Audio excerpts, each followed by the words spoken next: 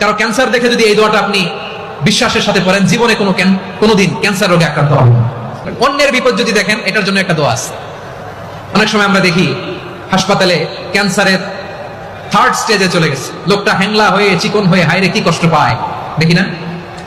বিষ্ণু বলে একটা দোয়া যদি কেউ অন্যের কোনো বিপদ দেখে পড়ে, ওই বিপদ তার জীবনে কখনো আসবে না। শুনবেন?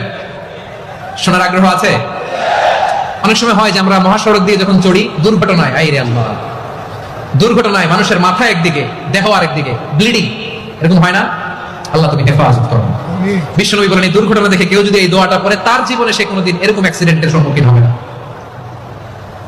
শুনবেন?